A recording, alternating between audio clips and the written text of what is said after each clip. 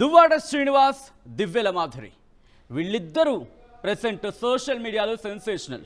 ఇన్నాళ్ళు దివ్యల మాధురి మాత్రమే సోషల్ మీడియాలో ఇన్స్టాగ్రామ్లో ఫేమస్ అనుకున్నాం, కానీ ఇప్పుడు దువ్వాడ శ్రీనివాస్ ఇప్పుడు వీళ్ళిద్దరూ కూడా సోషల్ మీడియాను కుదిపేస్తున్నారు. మరి ముఖ్యంగా తెలుగు ప్రేక్షకులకి ఎమ్మెల్సీ శ్రీనివాస్గా కాకుండా దాదాపుగా ఇప్పుడు మాధురి శ్రీనివాస్ అంటూ చర్చ జరుగుతున్నట్టు అర్థం చేసుకోవచ్చు. ఏ స్థాయిలోకి వెళ్ళిపోయిందో ఈ జంట చేస్తున్న ఆ సెన్సేషన్ కావచ్చు, ఆ హడావడి కావచ్చు, రచ్చ కావచ్చు. సో ఈ నేపథ్యంలో పొలిటికల్గా ఎటువంటి మార్పులు చోటు చేసుకున్న శ్రీనివాస్ విషయంలో ఆయన పార్టీలోనే కంటిన్యూ అవుతారా, లేకపోతే పార్టీ మారే అవకాశం ఉందా? ఈ విషయంతో పాటు పర్సనల్ లైఫ్ ఎలా ఉంది, పర్సనల్ లైఫ్లో ఎలా ముందుకు వెళ్ళబోతున్నారు, ఎటువంటి డెవలప్మెంట్స్ ఉన్నాయి, ఎటువంటి డెవలప్మెంట్స్ చోటు చేసుకున్నాయి, రచ్చ రంబోలా నుంచి మొదలుపెట్టి ఇప్పటి వరకు జరుగుతున్నాయి ట్రావెలింగ్, ఈ ప్రయాణంలో ఎటువంటి జంప్ జిలానీలు ఉండబోతున్నాయి, ఇవన్నీ కూడా తెలుసుకునే ప్రయత్నం చేద్దాం. So let me invite Duvvada Srinivas and Divvala Madhuri to RTV uncensored. Welcome Srinivas garu, Madhuri garu, welcome to RTV uncensored. So సాధారణంగా అన్సెన్సర్లో ఎక్కడ ఏ ఎడిటింగ్లు ఉన్నట్టుగా మేము టెలికాస్ట్ చేసేస్తాం. సో చాలా విషయాలు ఉన్నాయి, నాతో పాటు మా ఎడిటోరియల్ టీం కూడా రెడీగా ఉంది మిమ్మల్ని క్వశ్చన్స్ అడగడానికి. హోప్ ఎక్కడ దాచకుండా ఉన్నది ఉన్నట్టు ఎదురు చెప్తారనుకుంటున్నాం. మీ అన్సెన్సర్డ్ లో ఎలాగ ఎడిటింగ్ ఉండదో మా లైఫ్ లో కూడా ఎడిటింగ్ ఉండదు, మేము ఉన్నది ఉన్నట్టుగానే చెప్తాం. వా స్టార్టింగ్ రైట్. యాక్చువల్గా నేను ఇన్విటేషన్ ఫ్లవర్ అనుకున్నాను శ్రీనివాస్ గారు. సో ఒక్కసారి మీరు పట్టుకోండి, మీరు కూడా మాధురి గారు.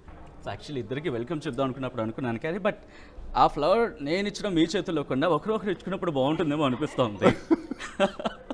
సో అలాగే నార్మల్గా ఇచ్చేస్తారా శ్రీనివాస్ గారు? చెప్పాలి డైలాగ్ ఎందుకంటే సోషల్ మీడియాలో డైలాగులు చెప్తున్నారు, హీరో అయ్యారు, డైలాగులు చెప్తున్నారు.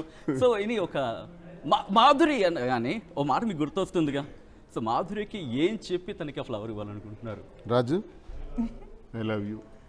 Love you too.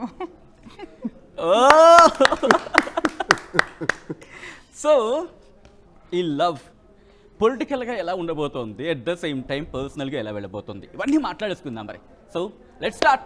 సో నా స్ట్రైట్ క్వశ్చన్ శ్రీనివాస్ గారికి వెళ్ళిపోతున్నాను, ఎందుకంటే కనుక పొలిటికల్ డెవలప్మెంట్స్ రీసెంట్గా చాలా గట్టిగా ఉన్నాయి వీళ్ళ విషయంలో, మరి ముఖ్యంగా శ్రీనివాస్ విషయంలో ఏం జరుగుతుందో తెలుసుకుందాం. సో శ్రీనివాస్ గారు, నా ఫస్ట్ క్వశ్చన్, మీరు రీసెంట్గా పోలీస్ స్టేషన్లోకి అడుగుపెట్టారు, జైల్లోకి వెళ్ళబోతున్నారు అనేది జరుగుతున్న చర్చ కావచ్చు, ప్రచారం కావచ్చు, భయం అనిపించట్లేదా? దేనికి ఎందుకు భయపడాలి? నేనేమైనా నేరం చేశానా? ఎక్కడైనా అన్యాయం చేశానా? అక్రమాలు చేశానా? అవినీతి చేశానా? భూదందాలు చేశానా? దోపిడీలు చేశానా? ఏం చేశానని స్టేషన్కి పిలిచారు నన్ను. మరి ఎందుకు పిలిచారు అనుకుంటున్నారు? పవన్ కళ్యాణ్కి చెప్పు చూపించానంట. తప్పంట కాదా? ఎందుకు తప్పు? చూపించాను నేను. చెప్పు చూపించి నేను ఒక స్టేట్మెంట్ ఇచ్చాను. అది 18వ తారీఖు 11వ నెల 22వ సంవత్సరం. 19వ తారీఖు మళ్ళీ నవంబర్ నెల 11వ నెల 24వ సంవత్సరం. 2 ఏళ్ల తర్వాత ఒక ఎఫ్ఐఆర్ ఫైల్ చేసి కిరణ్ అనే కుర్రాడు ఎవరో కంప్లైంట్ ఇచ్చారు, జనసేన పార్టీకి చెందిన లీడర్. కంప్లైంట్ రిజిస్టర్ చేసి నాకు 41 నోటీస్ ఇచ్చి నన్ను పోలీస్ స్టేషన్కి పిలిచారు. నేను ఒక ప్రజాప్రతినిధిని కదా, ఎమ్మెల్సీగా ఉన్నాను కదా, ఒక సీనియర్ లీడర్గా కూడా ఉన్నాను కదా. నన్ను స్టేషన్కి పిలిచేటప్పుడు ఏంటి నా మీద ఫైల్ చేసినటువంటి కేసు ఏంటి, నేను చేసిన నేరం ఏంటో కూడా చెప్పాలి కదా. నేను స్టేషన్కి వెళ్తే మీరు పవన్ కళ్యాణ్ చెప్పు చూపించారని ఎస్హెచ్ఓ నన్ను అడిగాడు. ఎస్ చూపించాను. అయితే అది నేరమా? ఒకవేళ నేరం అయితే అదే 22వ సంవత్సరంలో అదే 11వ నెల 18వ తారీఖు రోజే ఉదయం మరి పవన్ కళ్యాణ్, ఈ సోకాల్డ్ పవన్ కళ్యాణ్ జనసేన అధ్యక్షుడు, అప్పుడు నేను అప్పటికి ఎమ్మెల్సీ అధ్యక్షుడు చెప్పు చూపించి మంత్రుల్ని చెప్పిచ్చి కొడతా నా కొడకల్లారా, మంత్రులకి, వైసీపీకి మంత్రులు కాదు రాష్ట్రానికి మంత్రులు, చెప్పిచ్చి కొడతా నా కొడకల్లారా, జగన్మోహన్ రెడ్డి చీఫ్ మినిస్టర్ అప్పుడు, నువ్వెంత నీ బ్రతుకెంత, వైసీపీ నా కొడకల్లారా, నా చెయ్యందినంత వరకు వస్తే మీకు కొట్టి పడేస్తాను అని ఆయన అనొచ్చా? ఆయన అనొచ్చా? ఎస్, ఆయన అన్నాడు కాబట్టి నేను అన్నాను. ఆయన అన్న తర్వాతే నేను అన్నాను. తప్పు చేస్తే మీరు కూడా తప్పు చేస్తారు. చూడండి, తప్పు చేయాలంటే రాజకీయాల్లో 25 ఇయర్స్ నాది.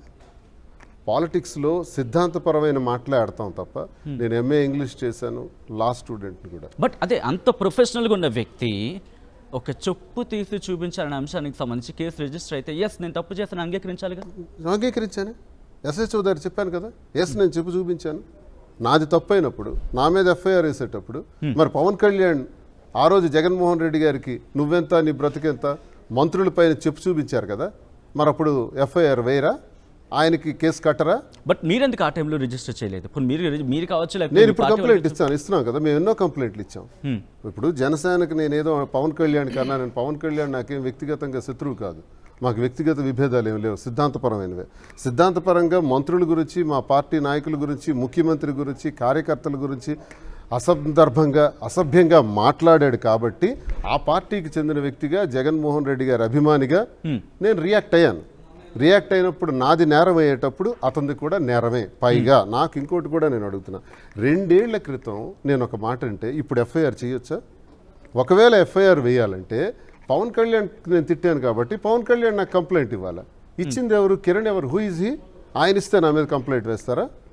ఏ రకమైనటువంటి అసలు ఎఫ్ఐఆర్లో ఏమైనా అర్థం ఉందా?